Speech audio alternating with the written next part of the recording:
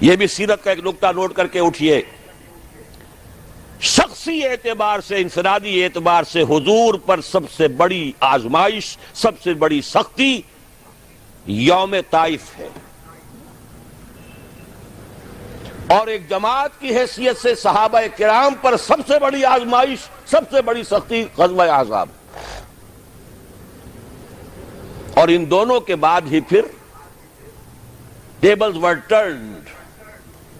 یہ طائفی کی سختی تھی جس کے بعد خصوصی حفاظت محمد الرسول اللہ کو ملی ہے صلی اللہ علیہ وسلم۔ مدینے کی طرف کھڑکی کھلی ہے، اسی سن میں، اسی سال میں حج کے موسم میں 6 افراد ایمان لے آئے، اگلے سال 12 آ گئے، اس سے اگلے سال 72 آ گئے، بیعت عقبہ ثانیہ ہو گئی، ہجرت کے لیے دروازہ کھل گیا، فتح اور سربلندی کے راستے جو ہے کشادہ ہوتے چلے گئے۔ اسی طرح صحابہ کرام پر سخت ترین دور آیا ہے غزوہ احزاب کا۔ میں نے جو آیات آپ کو سنائی ہیں سورہ احزاب کی، کاش کہ آپ کو ترجمہ سمجھ میں آ گیا ہوتا۔ جب وہ تم پر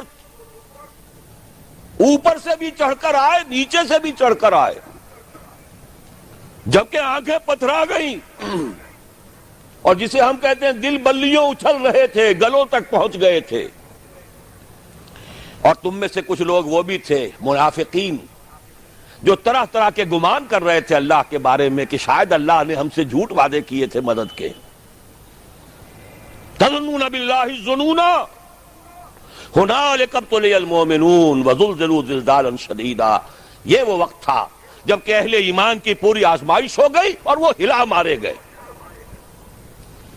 البتہ نوٹ کر لیجئے کہ اس آزمائش میں کامیابی کے بعد صورتحال تبدیل ہوئی، وہ میں ذرا بعد میں بتاؤں گا۔